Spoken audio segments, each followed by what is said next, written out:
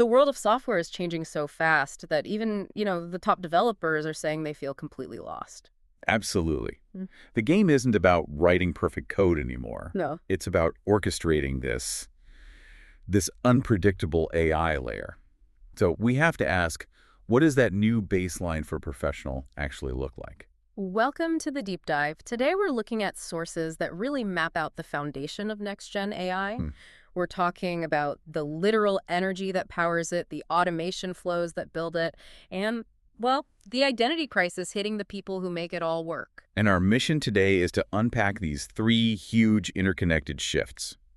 We're going to start with Google's massive bet on clean power using CO2 batteries. I mean, it's almost sci-fi. Then we'll drill down into the surprising secret behind building AI agents, which is really just focusing on a handful of core automation nodes. And finally, we're going to dissect the brutally honest truth that Andrej Karpathy laid out about the new programming paradigm.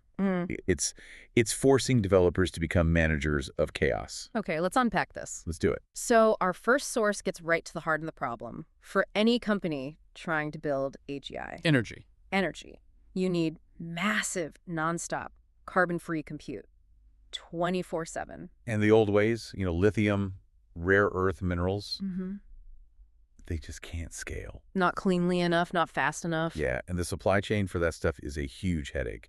It's volatile, geopolitically tricky, just a mess. Which brings us to Google's solution with this company, Energy Dome. They're developing these huge-scale CO2 batteries. And this is the brilliant part. The system uses only CO2, steel, and water. Things that are cheap, abundant. Exactly. You can source them anywhere. It's a completely closed system, which is why it lasts so long. Okay, so how does it actually work? Well, when you have excess solar or wind power during the day, Right. that electricity is used to compress carbon dioxide gas into a liquid. And that stores the energy. Like a giant battery. A giant silent battery. Then at night, or whenever the grid needs a boost, you just release the liquid CO2. It turns back into a gas. Spins a turbine and generates power. It's basically a kinetic energy system. And the metrics here are why Google is jumping on this. This isn't just some research project. No, not at all. We're talking about a 75% round-trip efficiency. Very competitive. But the longevity is what gets me. Zero degradation. Over 30 years. And it's about half the cost of lithium-ion equivalent. So instead of waiting a decade to build, say, a nuclear plant, Right. they can just drop one of these massive domes. They honestly look like they're from Mars out in the desert and get going. It completely changes the strategy. It's modular, it's fast, and it's clean. Whoa. Yeah. Imagine scaling to 1 billion queries on energy that's just that clean and stable. It's transformative for AGI development. That kind of reliability is the dream. So these domes are obviously huge, though. We're talking football field sized. What's the main trade-off for all this clean, scalable energy? The trade-off against speed and efficiency is simply the sheer physical size, the land it requires. Okay, so we have this incredibly stable bedrock of power. Now let's move up the stack to the actual AI agents. Automation. Right. And if you've ever opened a platform like NANA, it can look like just chaos. It's a fire hose of information, yeah. 100+ nodes, arrows going everywhere. It's overwhelming. But the key insight from our sources is that the experts, the people building really complex agents, they aren't memorizing all 100 of those tools. Not even close. They're focusing on just a handful. Exactly. They rely on just 17 core nodes for about 80% of all their automations. So the goal isn't to master every tool. It's to recognize the situation, the pattern, and the flow. Precisely. And a node here is just a functional block. Think of it like a digital Lego piece that does one single thing. Like checking some data or running a condition. Yeah, an if-else decision, a loop to process a list, that kind of thing. Okay. Once you really know those 17 core functions, building a workflow becomes almost plug and play. You stop staring at the huge menu. And you start thinking. You start thinking, okay, I need a loop right here, or this calls for an execute code block. So that's the real skill. Not the tool knowledge, but thinking in flows. That's the mindset shift. It defines the current AI skills gap. The person who can look at a business problem and map out that flow. They're the most valuable person in the room. Without a doubt. They bridge the logic and the execution. So why is recognizing that flow more valuable than just mastering every single tool you can find? It defines you as an orchestrator, and that lets you bridge the growing AI skills gap. Okay, so we have stable power, efficient workflows, but how are people in the real world actually reacting to all this? This is where it gets tricky. Public trust is a massive friction point, especially with something as visible as advertising. I can imagine. Yeah, the data is pretty stark. If you mark an ad as AI generated, the number of clicks it gets drops by about 31%. Wow, 31%. That's huge. It's a commercial failure. Yeah. And it makes perfect sense when you remember all the AI ads that got roasted last year. Oh, yeah. Meta's AI granny that looked like she was melting. Right. Or the weird Coca-Cola trucks that defied physics. Yeah. And that McDonald's Christmas ad.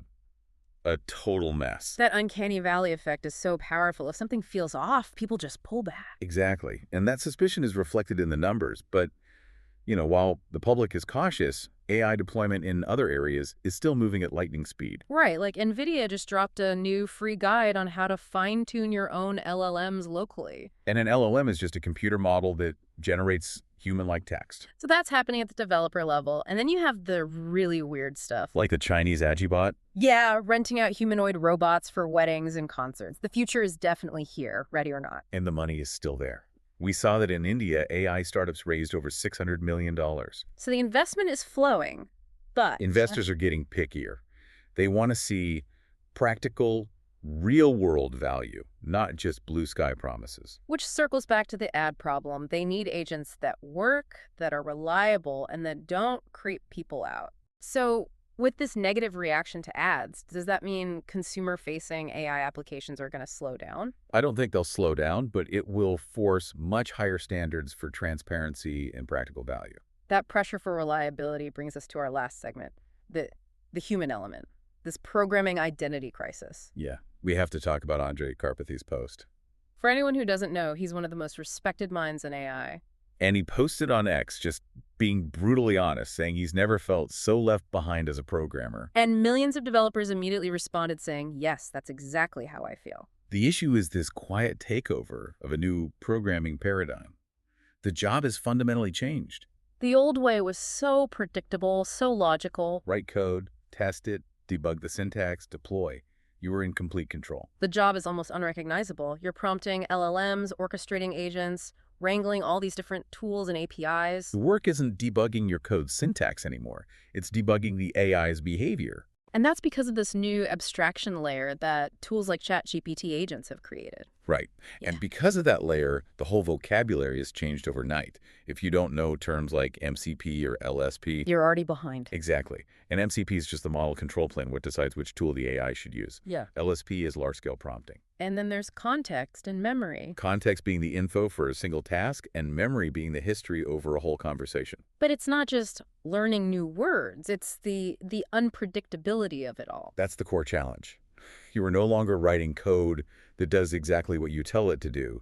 You are managing this living, unpredictable system. One that suffers from things like prompt drift, where the AI's output changes even if your input stays the same. Yeah. I still wrestle with prompt drift myself. It feels like the foundation just shifts every month. It adds this layer of anxiety to the whole process. That anxiety is the psychological toll. The honest truth is, managing that unpredictable behavior is the job now. So if a top developer like Karpathy feels left behind by all this, what is the single most important skill for a new developer to build right now? It has to be critical thinking. Strong diagnostic skills to debug AI behavior and manage that unpredictability. So we've moved from the physical infrastructure all the way to the psychological impact today. Quite a journey. Let's recap the 3 big shifts we saw in the sources. Okay, first, AI infrastructure is moving to massive, reliable, low-carbon solutions like those CO2 batteries. They're built for 30 years of stability to meet AGI's energy demands. Second, mastering automation isn't about the tools anymore. It's about recognizing flow patterns, those 17 core nodes, so you can be an orchestrator, not just a user. And third, the job of a programmer has fundamentally changed.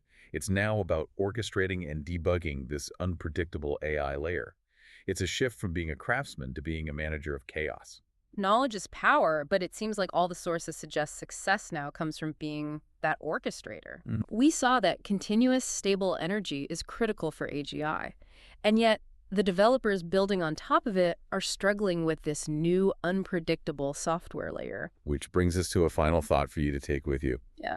If the physical infrastructure for AI is being solved with these massive, unchanging 30-year batteries, why is the software layer still so incredibly volatile? That's a great question. what happens when those two radically different speeds, the rock-solid stability of physics and the utter chaos of code, finally collide? Thanks for diving deep with us. We hope this knowledge gives you a competitive edge.